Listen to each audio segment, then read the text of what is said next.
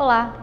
Você é daquele que acha que a educação brasileira vai mal, mas nunca parou para entender o desafio de criar um sistema público de educação para uma população de 200 milhões de pessoas?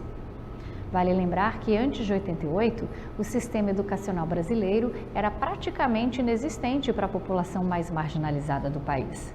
A educação só foi declarada um direito fundamental com a Constituição de 88, quando o governo passou a ser obrigado a fornecer educação básica, gratuita e obrigatória, e que foi a base para uma série de reformas destinadas a tornar a educação mais acessível e de melhor qualidade.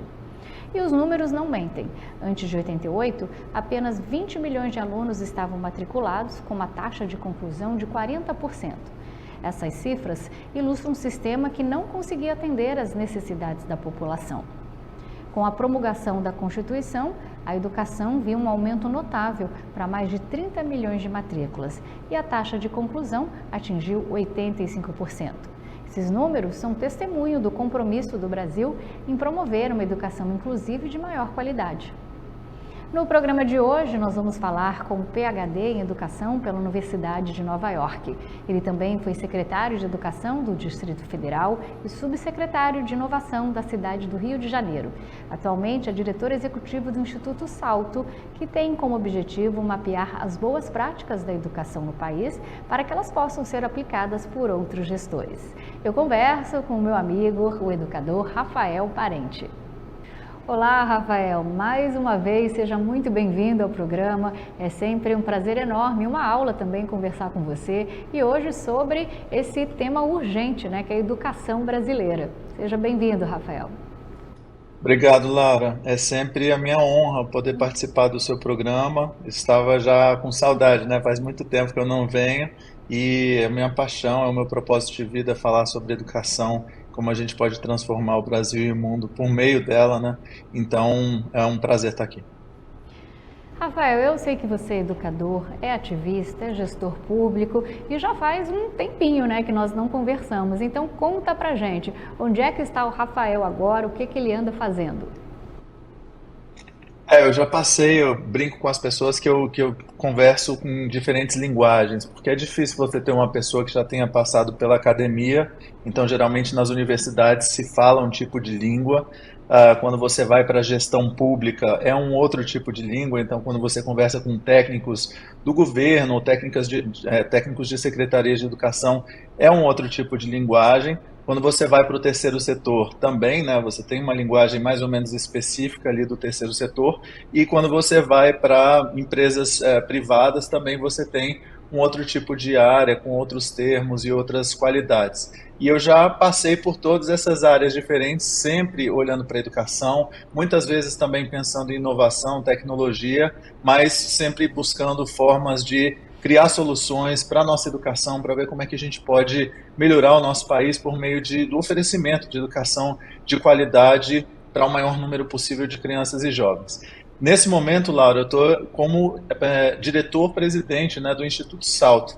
Eu e Cláudio Giaconchi, a gente criou o CEIP, que era o Centro de Excelência e Inovação em Políticas Educacionais na GV do Rio em 2015, e depois esse centro acabou se transformando no Instituto Salto. A gente encerrou o CEIP, mas decidiu criar um Instituto Salto, e o nosso mantra no Instituto Salto é que ele deve mapear, sistematizar e dar escala às boas práticas na educação no Brasil. Então, um dos nossos problemas é que a gente não tem um lugar, um repositório ou qualquer lugar que seja que a gente possa encontrar as nossas principais soluções de práticas ou de boas políticas na educação do nosso país. E a outra questão é que é muito difícil dar escala às boas práticas. Então a gente até sabe como resolver os nossos problemas, mas muitas vezes é difícil você sair de uma coisa que está funcionando em uma escola ou num pequeno grupo de escolas ou num pequeno município e transformar aquilo numa solução que funcione em todo um estado ou no nível nacional.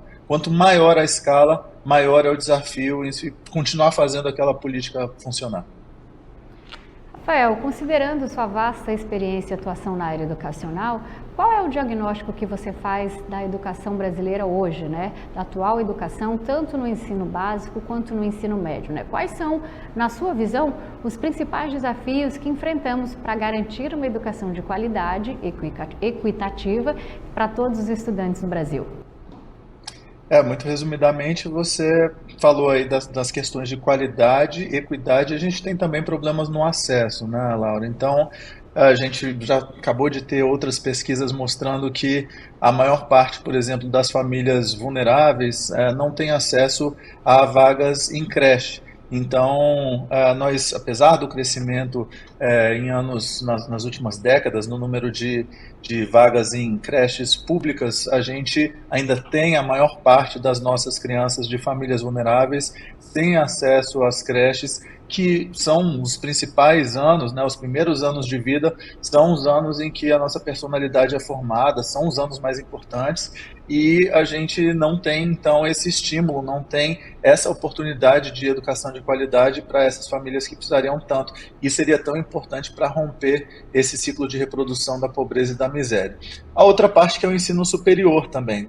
O ensino básico, do primeiro ano até o terceiro ano do ensino médio, apesar de que no ensino médio a gente também tem uma alta taxa, né? A evasão ela vai começando ali nos anos finais do ensino fundamental, então a partir do sexto ano você já tem uma taxa importante de evasão e de reprovação também, uma coisa está relacionada à outra, então as crianças e os jovens eles vão repetindo de ano e aí a escola passa a ser menos interessante, eles vão tendo mais dificuldades de aprendizagem, eles vão não gostando tanto de ir para a escola por uma série de razões, inclusive porque eles veem os colegas indo para as outras séries e eles ficando para trás, então você vai afunilando o número de crianças que continua e vai até o final do ensino médio vai caindo. Então a gente ainda tem um problema com relação a esse término do ensino médio, mas maior ainda é o problema também de acesso ao ensino superior. Então temos um problema de acesso, temos um problema gravíssimo de qualidade, então a gente vem melhorando a qualidade da nossa educação pública e se houvesse uma bala de prata, ela seria sim a formação dos nossos profissionais de educação. O principal problema é a formação dos profissionais e com relação à equidade também a gente precisaria principalmente de políticas afirmativas, ou seja, oferecer aquilo que a gente tem de melhor àqueles públicos que são os mais vulneráveis, aqueles que mais precisam. Então, muito resumidamente, eu responderia dessa forma para você. Rafael, antes de 88, o nosso sistema educacional era muito restrito, com acesso limitado, especialmente para a população mais marginalizada, né? E, inclusive, a educação básica e secundária era um luxo que muitos, né, não podiam pagar e as desigualdades, claro, eram gritantes. Você poderia nos falar um pouquinho como era a situação da educação no Brasil antes da Constituição de 88? Laura, na realidade, a gente teve décadas em que a nossa escola pública era referência. Então, até os anos 50, 60, quem frequentava as nossas escolas públicas era a elite brasileira, né? Que tinha acesso a essa escola e podia frequentar essa escola. As crianças e os jovens mais pobres não frequentavam a escola. Então, até os anos 60, metade das nossas crianças e jovens simplesmente não iam à escola, né? A escola era uma escola elitizada e muita gente fala, nossa, que saudade da escola pública de qualidade. De fato, era uma escola pública de qualidade para poucos, não era para todos, né?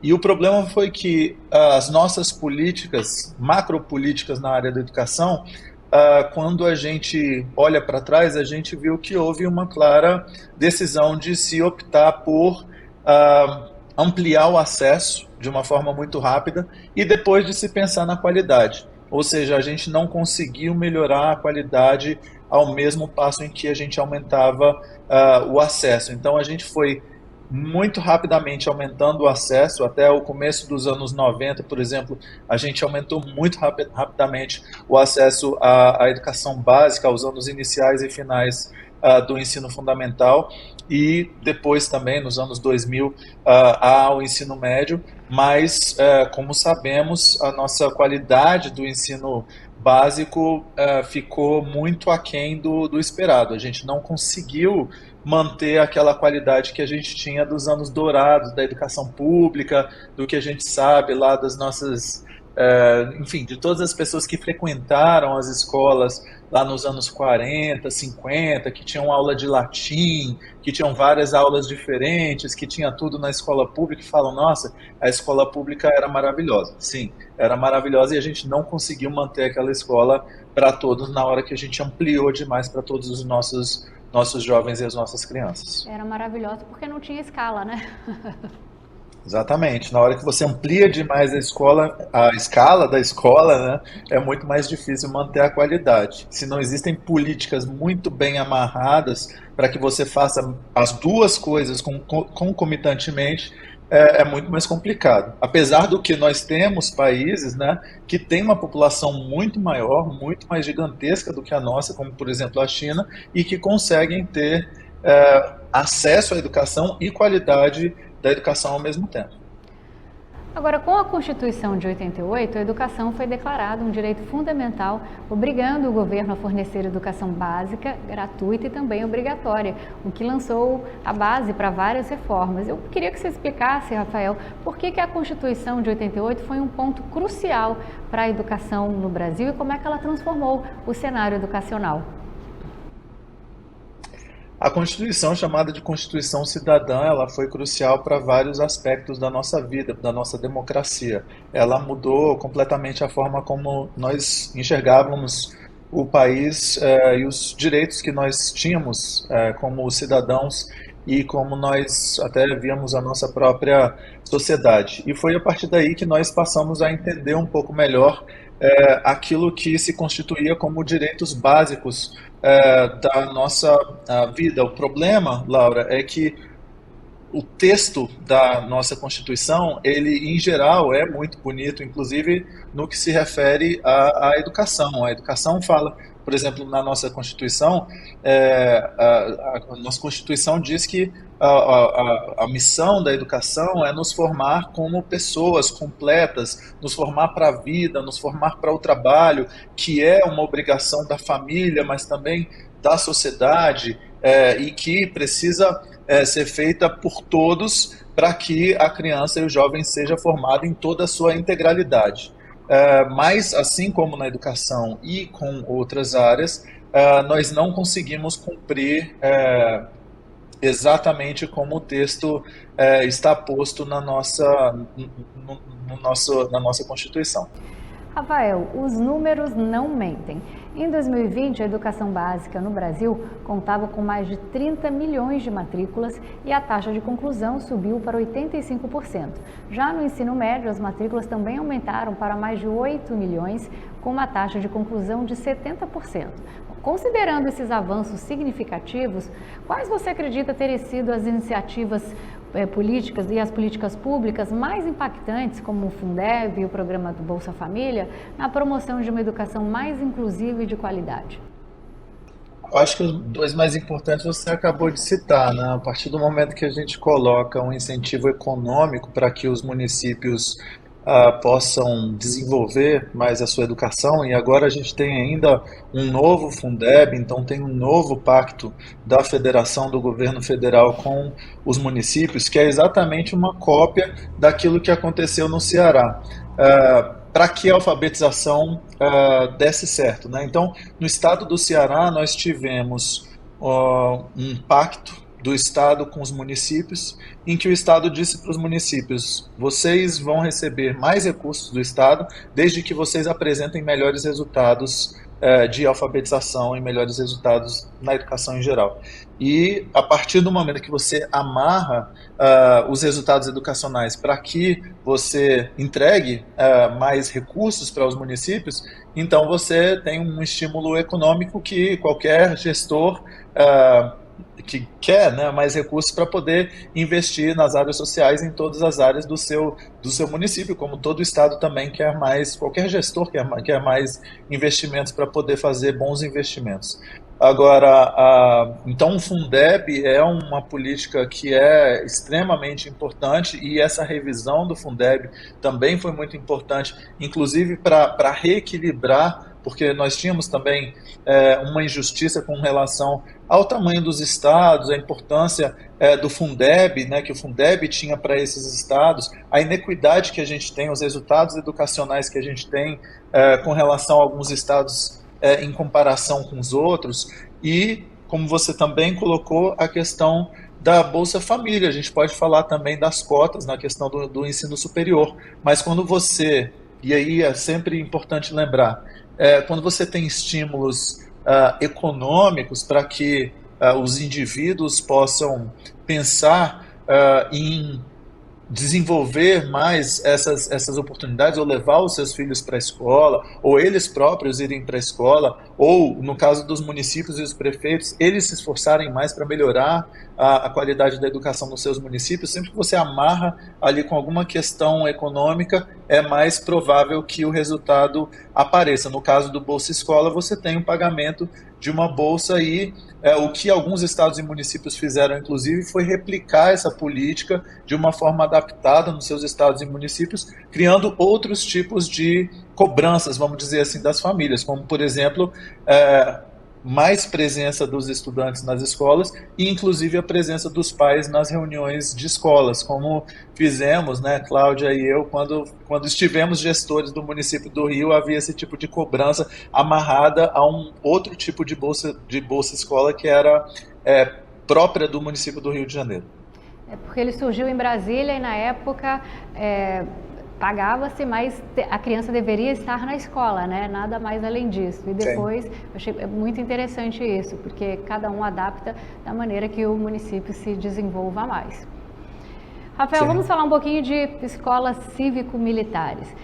Essas escolas foram uma promessa de campanha do ex-presidente Jair Bolsonaro em 2018, e atualmente elas são uma política pública controversa, mas em expansão nos estados do Paraná, São Paulo, Goiás.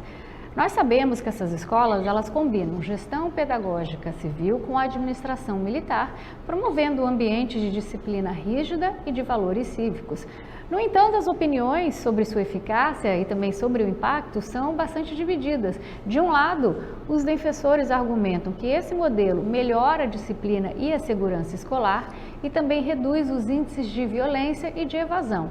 Já por outro lado, os críticos apontam que a militarização do ambiente escolar, da escola, pode não ser a abordagem mais adequada para a formação integral dos alunos, e que muitas vezes os resultados não são sustentáveis ou até mesmo aplicáveis.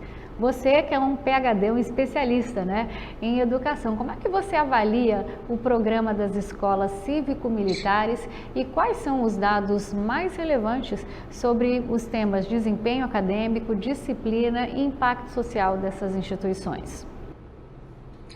Laura, é até interessante eu fazer uma análise sobre esse tema, porque eu estive secretário de Educação aqui do Distrito Federal, do governo ibanês, e eu fui, então, eu tive a responsabilidade, enquanto secretário de Educação, de implementar essa política, por mais que pessoalmente eu não concordasse, né? Então, enquanto secretário, eu tive de fazer a implementação dessa política. E por que eu não concordava? E vou tentar fazer uma análise o mais neutra possível, mas enquanto especialista mesmo. Em primeiro lugar, quando nós olhamos para a questão da pesquisa, né? Sempre nós cientistas, nós pesquisadores, buscamos conversar com os gestores e conversar com os legisladores, as pessoas que desenham as leis, que propõem as leis, que nós precisamos olhar para as pesquisas, para aquilo que a ciência diz que funciona, para aquilo que já foi testado em algum lugar, né? Para aquilo que, de alguma forma, já foi comprovadamente, já foi demonstrado o resultado já foi comprovado. Então, nós já testamos, nós já comprovamos os resultados, e por isso nós vamos implementar e nós vamos dar escala a essa política.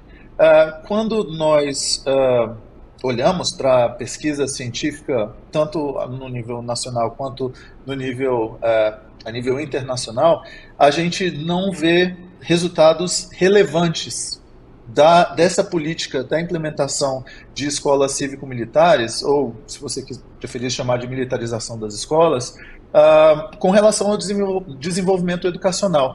O que eu quero dizer com isso? Que quando você olha para o todo do desenvolvimento educacional e para o todo da aprendizagem, mesmo que você olhe para o estado que mais avançou no número de escolas e no número de estudantes que vão para essas escolas, esse número não é relevante para o todo do IDEB, por exemplo, né?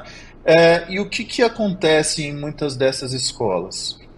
Ah, a escola pública, em geral, ela não pode expulsar um aluno. A escola particular, ela pode expulsar um aluno. O que acontece na escola militar é que, de uma forma ou de outra, você cria regras que os alunos que têm problemas de comportamento, que têm problemas relacionados à não observância daquelas regras que são colocadas naquela escola, ele não vai permanecer na escola. Então, se ele não quiser cortar o cabelo de uma X maneira, se ele não quiser andar na fileira, se ele não quiser, enfim, obedecer toda aquela lista de regras que está sendo implementada naquela escola, ele vai pedir para ser matriculado numa outra escola que seja ali próxima daquela. E essa, inclusive, é uma crítica feita por todas as outras escolas que recebem esses outros alunos que saem das escolas que se tornam escolas militarizadas. Então, uma das críticas, que é uma crítica importante, é que existe uma seleção indireta, vamos colocar assim, dos alunos que permanecem nas escolas militares. Você acaba fazendo com que aqueles alunos que, de certa forma, mais precisariam de um ensino de qualidade, e você cria uma escola que é procurada por aqueles alunos que realmente querem aprender, né? Sendo que o que nós sabemos na ciência, e aí mais uma vez eu volto para a ciência, quando nós pensamos assim, nós, classe média, média alta, quando nós pensamos, eu vou matricular o meu filho em uma escola que vai prepará-lo para a vida no século XXI, que vai prepará-lo para o futuro, agora com todas as tecnologias, com a inteligência artificial, a gente não sabe o futuro cada vez mais desafiador, muito provavelmente, e aí eu sempre pergunto isso para as pessoas que são defensoras desse modelo, se elas matriculariam seus filhos em uma escola desse tipo, porque a disciplina ela é muito importante, e esse é um problema que nós precisamos enfrentar enquanto gestores dos sistemas públicos de ensino. Na verdade, a boa parte da população aprova esse modelo porque nós não conseguimos ainda resolver o problema de disciplina, de ordem, de organização nas nossas escolas públicas. E esse é um problema que precisa ser enfrentado. A gente não pode ter medo de falar de disciplina, de organização, de planejamento, de ordem nas nossas escolas. Essa é uma questão. Agora, a gente pode, por exemplo, trabalhar todas essas questões de disciplina, de ordem, de planejamento, de execução, de outras formas, com esportes, com artes, com projetos interdisciplinares, que a gente olhe para desafios do mundo real. Então a gente sabe que as melhores escolas no Brasil, por exemplo, passam muito longe de um modelo que excede na disciplina e que talvez faça até crie um problema de tolher a criatividade, mas é o contrário. As escolas de hoje, elas precisam estimular a criatividade, porque no final das contas é isso que vai nos diferenciar dos robôs com inteligência artificial que vão tomar a maioria dos empregos daqui a pouco. Disciplina não tem nada a ver com militarização, né? Não tem. A gente pode resolver o problema de disciplina de forma muito mais efetiva e muito mais moderna. Rafael, vou fazer um comentário. Uma vez eu fui fazer um curso de redação e aí pediram para um tema muito interessante, que era a educação infantil, e pediam para a aluna, para ela desenhar, fazer um desenho, uma casa, família e tal. E quando a aluna fez, a professora falou, não pode ser assim, a sua casa, o telhado tem que ser vermelho, o jardim tem que ser verde, e podou toda a criatividade. Então, a moral da história é que você exigir a disciplina, né, como tem que ser, tolhou a criatividade do aluno, e aí ela não pôde aflorar, porque travou ela já no início, colocando aquelas regras para ela de como devia ser até o desenho da criança. Então, isso é super importante, da criatividade. A forma também de você colocar a disciplina, porque a disciplina também e a parte de você conseguir organizar mentalmente as suas ideias e de se organizar no seu dia a dia, na sua agenda, nas suas questões, e a forma de você conseguir pegar as suas ideias, conseguir se comunicar, conseguir ligar os pontos na sua cabeça para criar novas ideias, isso sim é uma forma, você precisa de disciplina, inclusive, para ser criativo, né? Agora, uma forma de disciplina que te tolhe, que faz você entrar num quadradinho e fala, você tem que fazer isso, isso e aquilo, e nada além disso, né? Aí isso de fato não é bom para o estímulo à criatividade. E aí vem aquele vídeo famoso do Ken Robinson, que eu sempre estimulo que todas as pessoas vejam, que ele questiona, será que as escolas matam a criatividade? E se a gente tem uma escola que excede no ponto da disciplina de um jeito ruim, ela mata sim a criatividade. O processo de privatização da gestão de escolas públicas também tem gerado debates acalorados nos estados, do Paraná e também mais recentemente em São Paulo. Após muita discussão, essa política vem sendo implementada com o argumento de que a gestão privada pode trazer uma maior eficiência administrativa e também melhorias na qualidade do ensino. No entanto, Rafael, há uma série de preocupações e também de controvérsias em torno dessa abordagem, porque críticos afirmam que a terceirização pode levar à precarização das condições de trabalho dos professores, além de potencialmente aumentar as desigualdades educacionais ao favorecer determinadas empresas privadas em detrimento da administração pública. Já os defensores, por outro lado, eles apontam para exemplos internacionais onde a gestão privada tem obtido sucesso em melhorar os resultados educacionais. Bom, considerando essa polarização e, obviamente, com base na sua experiência no setor educacional, Rafael, como é que você avalia a implementação desse modelo de terceirização, de privatização da gestão das escolas públicas, Quais são os principais benefícios e também os riscos associados a esse tipo de política? E, por fim, quais dados e evidências nós temos até agora sobre o impacto dessa gestão privada no desempenho acadêmico, principalmente em relação à equidade e qualidade de ensino? Certo. Laura, eu escrevi um artigo, inclusive, que foi publicado pelo Metrópolis no começo de junho, dia 10 de junho, falando por que não era uma boa ideia, que a gente precisava tomar cuidado com essa questão.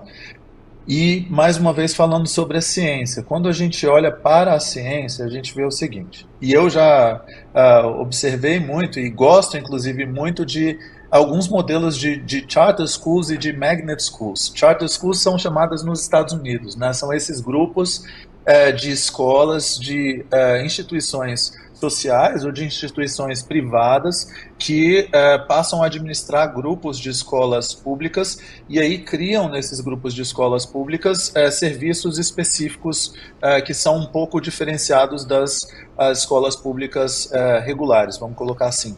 E as magnet schools são mais comuns na Inglaterra e em outros países europeus. Mais uma vez, o que os estudos em geral demonstram? Que quando você tem um pequeno grupo de escolas, então se você tem charter schools funcionando num pequeno grupo de escolas, em geral você tem como regular melhor, você tem como acompanhar melhor, e aí por isso, inclusive, você tem melhores resultados. Quanto maior é a escala, mais esse resultado vai se aproximando dos resultados das escolas públicas. Ou seja, qualquer que seja a gestão, e até é importante lembrar que a gestão privada, ela não entende o funcionamento, muitas vezes, da cabeça do funcionário público, de como funciona uma escola, do que acontece dentro de uma escola. E o Ricardo Henriques publicou um artigo essa semana no Globo também, Laura, falando sobre isso, e ele chamou a atenção para um ponto importantíssimo, que muitas vezes, quando a gente fala de uma questão administrativa, ela não está tão dissociada assim da parte pedagógica. Então, quando a gente fala, por exemplo, a gente vai arrumar transportes para fazer passeios para museus e para outras coisas que são importantes para o fazer pedagógico da escola. Quantos passeios, de que forma, quem é que vai nesses passeios, etc. A gente vai fazer uma seleção dos professores temporários. Essa seleção não é uma questão administrativa, ela é muito pedagógica, né? E além disso, essas decisões administrativas, elas estão muito ligadas às decisões pedagógicas. Elas se conversam entre si e é o conjunto dessas decisões que vão levar ao resultado do desempenho acadêmico daqueles alunos e daquela escola em geral. Então, por uma série de razões também demonstradas pela ciência, a gente não tem porquê, não tem. E aqui no país, a gente, você me desculpa a franqueza, mas a gente ainda tem um outro problema, que é muitas vezes, quando a gente cria mais contratos dentro da gestão pública, a gente cria, inclusive com OS e com ONGs e etc., a gente cria mais problemas relacionados à corrupção e ao desvio de verbas públicas. Enquanto que na maioria dos países que têm altos índices educacionais, que são mais avançados na educação, o que eles acertaram, o que a ciência diz, é muito longe disso. Existe um investimento muito forte na seleção, na formação, no acompanhamento e na avaliação dos profissionais. Rafael, recentemente o governo Lula anunciou a liberação de verbas para a construção de 100 novos institutos federais de educação, reforçando o compromisso com a expansão e também com o fortalecimento das escolas de excelência na nossa rede pública. Esses institutos, eles são conhecidos por oferecerem um ensino técnico e profissionalizante de alta qualidade, representando um modelo de sucesso na educação brasileira. No entanto, apesar desses avanços, a realidade de acesso a essas instituições ainda é bem distante para grande parte da população, como você citou no início do programa, especialmente nas regiões mais carentes do país. Então, diante desse cenário, Rafael, como é que você avalia o impacto dessa expansão desses institutos no panorama educacional brasileiro? Quais são os principais benefícios esperados com a criação desses novos institutos federais para que se garanta a excelência educacional e se torne acessível a um número maior de brasileiros?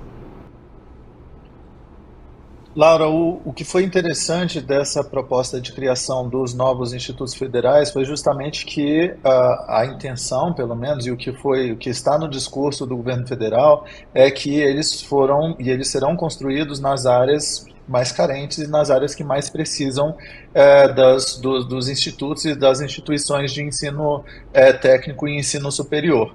Então, em tese, e aqui pelo menos no Distrito Federal, o que eu acompanhei é que de fato a gente vai ter a criação de novos institutos federais em lugares mais vulneráveis e que carecem dessas vagas, é que a gente vai ter uma melhoria na equidade da oferta de vagas, pelo menos. Agora, uma outra questão que é muito complicada e desafiadora, Laura, é que a gente tem um número gigantesco da evasão dos estudantes que entram nesses institutos. Então, aqui no Distrito Federal, por exemplo, a gente tem um instituto federal que está no plano piloto e que começa com 100, por exemplo, estudantes em um curso, que recebe estudantes de vários lugares diferentes do Distrito Federal e que tem uma evasão de quase metade dos alunos, ou seja, de 100 estudantes que começam o curso, quase metade só que vão concluir aquele curso. Ou seja, existe um desperdício muito grande também do recurso público por conta dessa evasão. É preciso que a gente pense nas razões dessa evasão estar acontecendo, por que a gente tem essa evasão e por que a gente não está fazendo algo para conter esse tipo de problema, né? Se a gente está fazendo o suficiente, e que tipo de política pública precisa ser desenhada e implementada para deter esse tipo de coisa, porque, obviamente, os alunos que estão evadindo, com certeza, são os alunos mais carentes e que vivem mais longe, etc. Como é que a gente vai fazer com que esses alunos permaneçam nos institutos federais? Afinal de contas, nós estamos investindo recursos públicos nessas vagas e nessas instituições. Rafael, você disse que esses institutos vão ser construídos em locais mais marginalizados. Então, pegando o gancho na pergunta anterior, quais são os desafios logísticos, financeiros e pedagógicos também que o governo e, claro, a sociedade vão enfrentar para assegurar que essa iniciativa atinja seus objetivos, né, de forma mais eficaz? Porque se no plano piloto já tem uma evasão muito grande, como não ter essa evasão em outros lugares, se isso já é um fato que acontece em lugares melhores?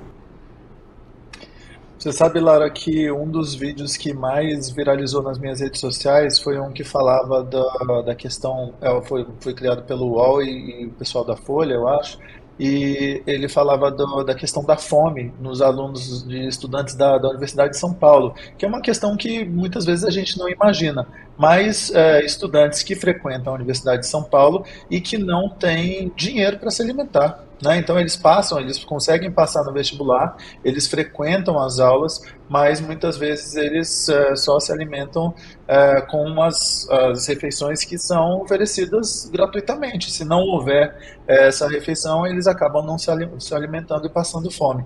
Ou seja, se a gente não pensa no todo da realidade que nós temos no nosso país, que é uma realidade ainda de cerca de 30% da população brasileira vivendo abaixo da linha da pobreza, nós não teremos efetivamente o oferecimento de oportunidades educacionais de qualidade para aqueles que mais precisam. Porque não adianta só oferecer a vaga. A gente precisa garantir que as condições estejam no lugar para que aqueles estudantes, aqueles alunos consigam acessar aquela escola ou aquela instituição e permanecer naquela escola, que é uma série de questões, tem o transporte, tem a alimentação, tem também por que eu vou continuar lá se eu tenho que trabalhar, ou eu poderia estar ganhando dinheiro, ou eu tenho que ajudar a pagar as contas da minha família, e essa é uma outra política também que o governo acabou de lançar, que outros estados já tinham implementado, que é pagar uma bolsa para os estudantes continuarem estudando, né? Ou seja, você diminui a evasão, diminui o número de estudantes que que abandonam a escola quando você paga uma bolsa para que eles continuem. Ah, mas isso você está pagando os alunos para estudar? Sim, a gente está pagando os alunos para estudar, porque uma das principais razões pelas quais os alunos abandonam a escola é porque eles precisam trabalhar para ajudar a pagar as contas de casa, ou para ajudar a colocar uma comida na mesa. Né? Então, essa é a nossa realidade no Brasil. A gente precisa entender que no Brasil profundo é muito diferente da realidade que a gente vive de forma imediata nas nossas casas. Né? Então, a gente precisa pensar que a gente precisa. E outra questão é profissionais de qualidade. Muitas vezes é muito mais fácil a gente conseguir ter professores e diretores que queiram frequentar uma escola que está no centro urbano do que uma que está num lugar mais marginalizado, mais vulnerável. Isso acontece em todo lugar, né? Eu lembro que, mudando um pouco de assunto, mas quando o Mato Grosso, a gente estava nos anos 80 que fez a expansão, o Mato Grossense em si, eles não queriam desenvolver o estado lá na ponta, no Nortão. Então, ninguém queria ir para lá. Teve que condicionar o pessoal de fora, dar a terra de graça para atrair, para eles poderem ficar nos lugares mais longínquos aqui do estado e poder desenvolver o estado de Mato Grosso. Então é uma realidade que está em todos os lugares. E provavelmente depois o Nortão também ajudou bastante no desenvolvimento do estado. Sim, não, hoje o queridinho, o xodó de Mato Grosso é o Nortão, maior produção está lá, né? De praticamente tudo. Pois é. Mas foi preciso incentivar essas pessoas para irem até lá para desenvolver, para ajudar no desenvolvimento.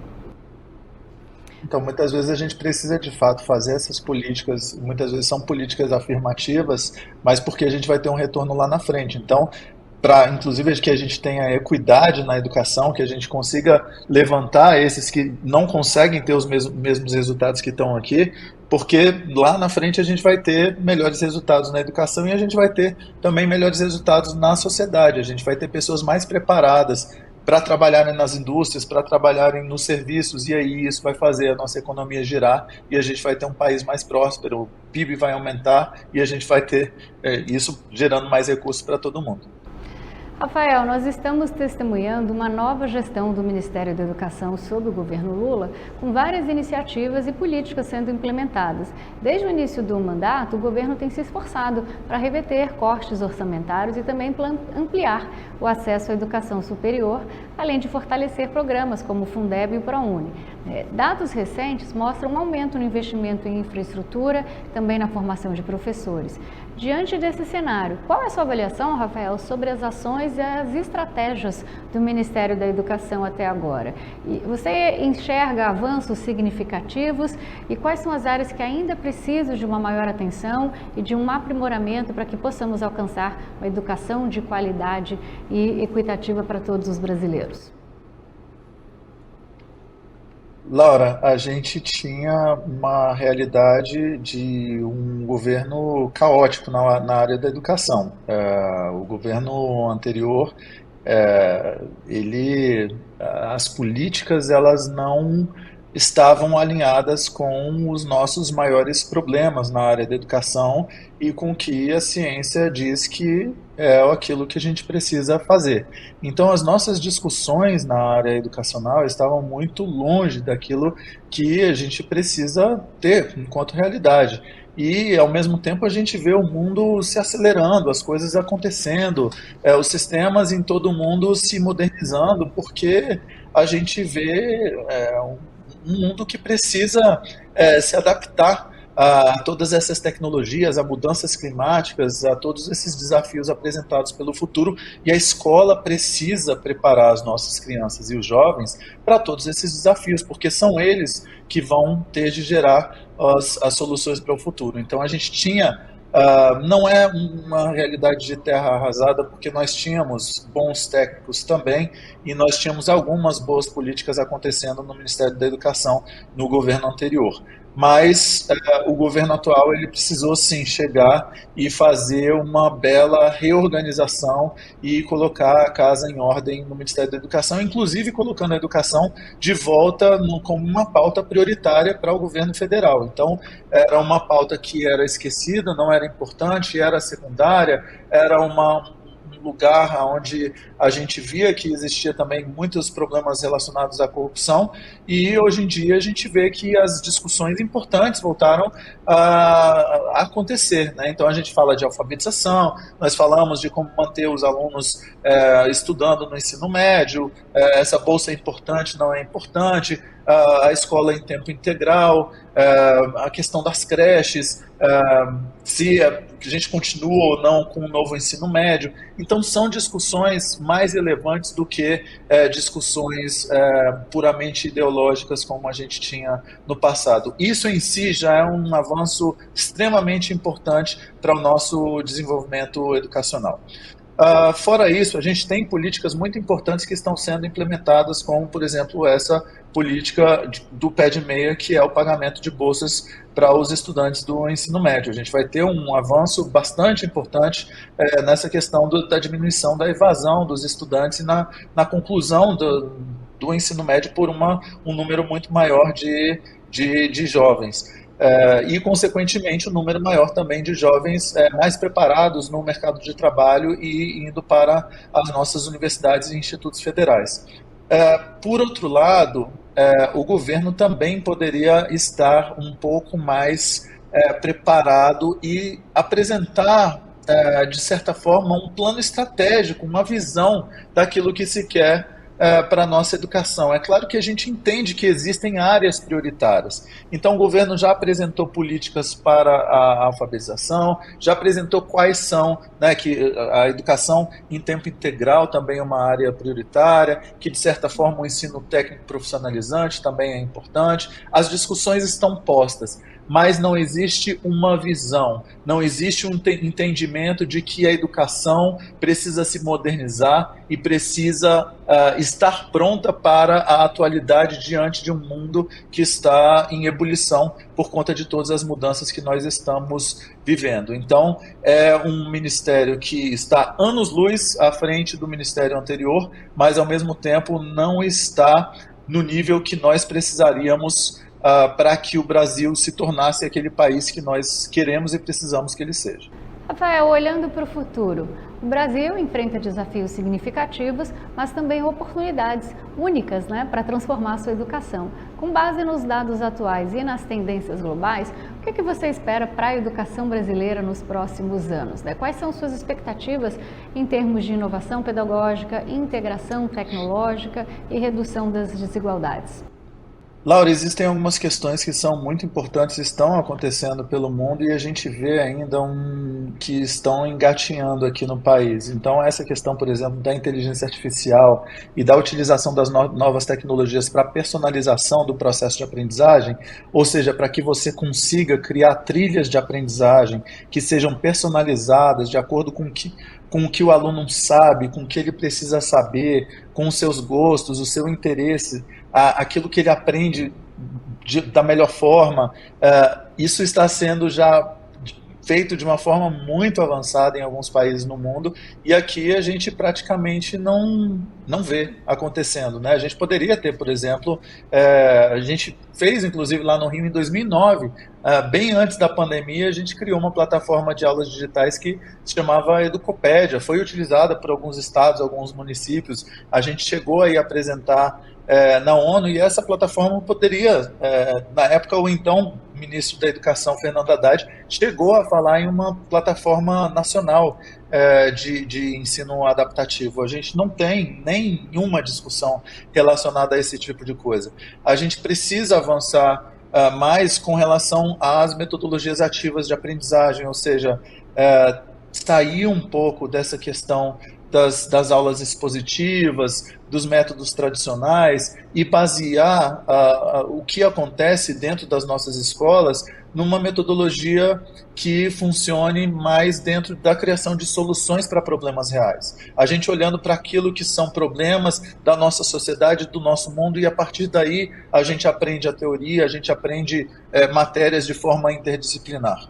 Né? A gente precisa aprender a trabalhar de forma colaborativa e uma série de competências socioemocionais, porque a inteligência emocional, a inteligência social hoje em dia é mais importante do que nunca. Nós precisamos formar competências de liderança, competências relacionadas à comunicação, ao empreendedorismo, hoje mais do que nunca, em todas as nossas escolas. Nós precisamos que os nossos estudantes desenvolvam a autonomia, o pensamento crítico. Eu não posso esperar que as nossas crianças e jovens sejam simplesmente levados por esse excesso de informações que é despejado diariamente pelas redes sociais e por todas as telas que eles têm acesso, né? E que nós todos temos acesso. Infelizmente, estamos todos viciados nas telas, né? E sem fazer um uso crítico e responsável dessas telas, e nós estamos vendo aí uma série de problemas relacionados a isso, tanto na área da saúde, na nossa saúde física e na nossa saúde mental, mas também com relação ao aprendizado das crianças e jovens.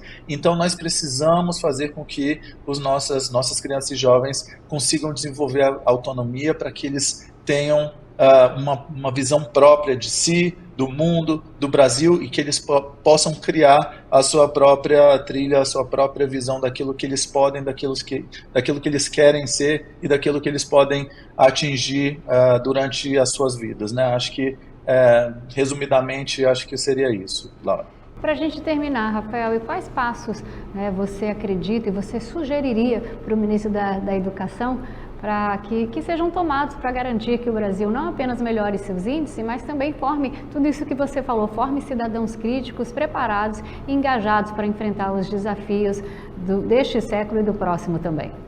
Como eu comentei, Laura, existem discussões importantíssimas, super relevantes, e existem grupos técnicos que já têm feito essas discussões, tanto dentro do Ministério como fora, né? Existe o grupo da primeira infância, por exemplo, que tem se reunido e criado documentos que são importantes e norteadores de políticas e de leis que são importantes e fazem o nosso desenvolvimento educacional avançar.